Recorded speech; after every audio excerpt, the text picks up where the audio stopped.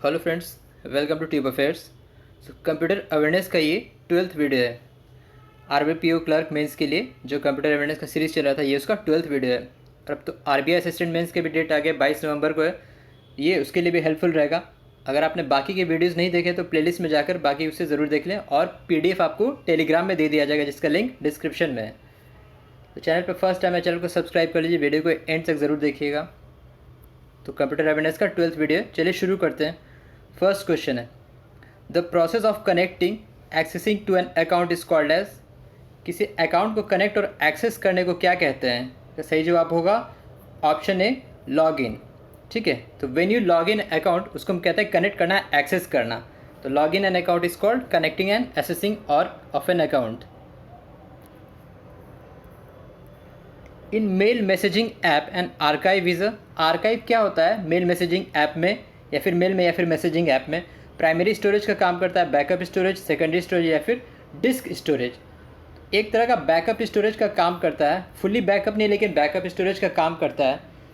उसे हम इनबॉक्स से हटाकर आर्काइव कर देते हैं तो वो परमानेंटली डिलीट नहीं होता है। फिर जब उसमें कोई कॉन्वर्सेशन होता है वो फिर से इनबॉक्स में आ जाता है और बैकअप का भी काम करता है। तो आर्काइव जो मेल और मैसेजिंग ऐप में है वो बैकअप स्टोरेज के जैसा काम करता है when we archive any message in mail और messaging app. When key is pressed on keyboard, which standard is used for converting the keystroke into the corresponding bits? जब कीबोर्ड पे हम कुछ प्रेस करते हैं की बटन को, तो कौन सा स्टैंडर्ड कोड रिस्पॉन्ड करता है, कॉरस्पॉन्डिंग बिट्स में चेंज करता है और हमको और कोई कमांड का हमें आउटपुट मिलता है, आउटपुट मतलब उसका रिजल्ट मिलता है। तो वो कौन सा होता है? Option C, ASCII code. ASCII क्या है? American standard code for information interchange. तो एस्की स्टैंडर्ड जो होता है, it convert the key stroke into corresponding bits.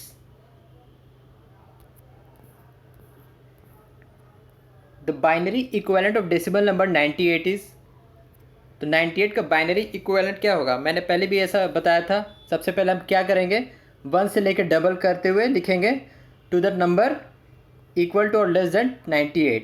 1, 2, 4, 8, 16, 32 and 64। अब हम देखेंगे कौन सारे नंबर का कॉम्बिनेशन 98 बनाता है। तो 64 और 32 96 और 2 98। तो जो कॉम्बिनेशन 98 बना रहा है उसके नीचे हम क्या लिख देंगे? 1।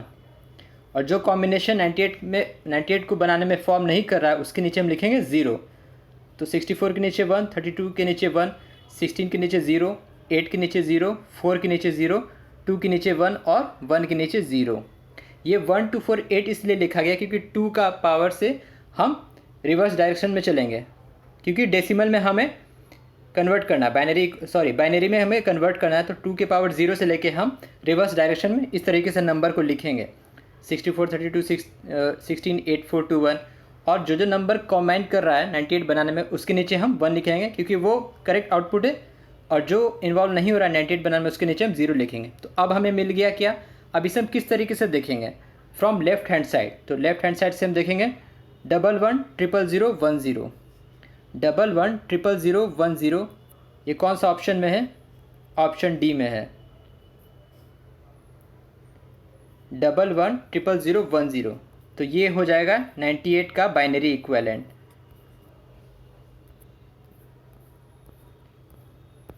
The units use to count the speed of a printer. Printer का स्पीड किस यूनिट में काउंट होता है? इसका सही जवाब होगा ऑप्शन बी, पीपीएम। पीपीएम क्या है हमारा? Page per minute. जो ओल्ड ट्रेडिशनल मेथड था वो था सीपीएम, कैरेक्टर्स पर मिनट, लेकिन जनरली अब है पीपीएम यानी page per minute. A character is represented in EBDIC by. तो ईबीडीआईसी में ईबीडीआईसी क्या है हमारा? Extended binary code decimal interchange code.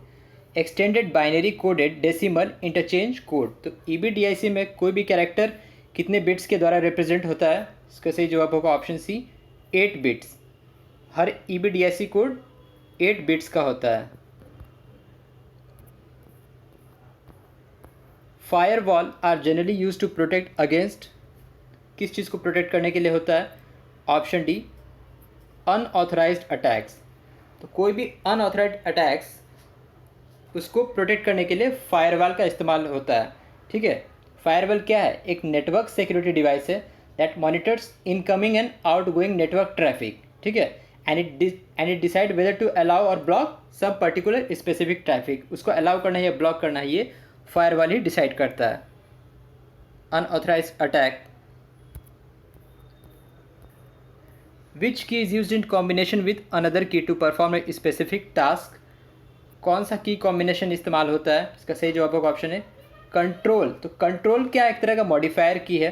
So modifier key when pressed in conjunction with another key it performs a special operation. So control key is use in combination with another key for a specific task. The main page of a website is called its. Main page website का क्या कहलाता है? Home page, option C. The type of software works with end users, application software and computer hardware to handle the majority of technical details। कौन सा software होता है? इसका सही जवाब होगा option D, system software. System software works with end users, application software and computer hardware so that it can handle the majority of technical details. इसका examples हो गया Microsoft Mac operating system, Linux, ये सारे system software के example हैं। Two tables can be linked with relationship to. तो database में, database के फॉर्मेट में when two tables can be linked with relationship to ensure data integrity. Data integrity को ensure करने के लिए टेबल का लिंकेज होता है। डीबीएमएस का ये क्वेश्चन है। Dash means that the data content in a database is accurate and reliable. कोई भी डेटा डेटाबेस में एक्यूरेट और रिलायबल होता है, इसका मतलब क्या हो गया? डेटा रिलायबिलिटी, इंटीग्रिटी, रिडंडेंसी या फिर कंसिस्टेंसी। इसका जवाब होगा डेटा इंटीग्रिटी। तो डेटा इंटीग्रिटी का मतलब होता है data content in a database is accurate and reliable. SQL structure query language is used in. इसका इस्तेमाल कहाँ होता है? To create, modify and query the database, option D. So SQL language is used to create, modify and query a particular database। The term given to set of changes to a computer program and its supporting data designed to update, fix और improve it। वो चीज़ क्या होता है जब computer program को changes हम करते हैं और उसके जो सपोर्टिंग डेटा डिज़ाइन को अपडेट करते हैं या फिक्स करते हैं, सही करते हैं, उसे हम क्या कहते हैं? उसको कहा जाता है patching. So in computer technology it is called patching. तो patching means changes of computer program, upgrading, मतलब सही कर, पैच लगाना।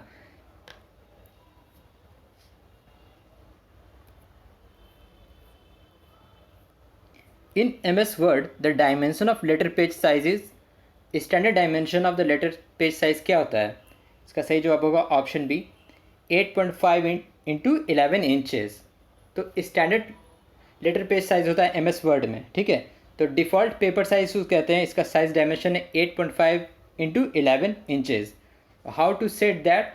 गो to page setup, then layout, then size, उसके बाद ड्रॉप डाउन में आप उसे डिफ़ॉल्ट पेपर साइज चेंज कर सकते हैं। और ये डिपेंड करता है अलग अलग डॉक्यूमेंट्स पे किस फॉर्मेट में आपको वो चेंज करना है पेपर साइज़ को। तो मेन स्टैंडर्ड इसको कहा जाता है डिफ़ॉल्ट पेपर साइज, जिसको हम लेटर भी कहते हैं, उसका साइज़ है 8.5 इंटू 11 इंचेस।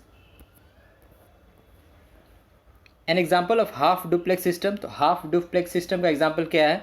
ऑप्शन सी है walkie talkie. So both side transmission होता है एंड रिसीविंग होता है, but not at same time. Walkie talkie is an example of half duplex system. An example of first generation computer. First generation computer का example क्या है? सही जवाब होगा ऑप्शन डी, यूनिवैक। यूनिवैक क्या है? Universal automatic computer. First generation का क्या था duration? 1946 to 1959।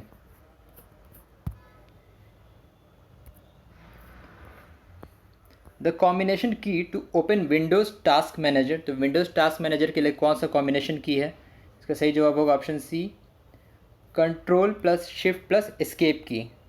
Control plus shift plus escape key is use to open Windows task manager.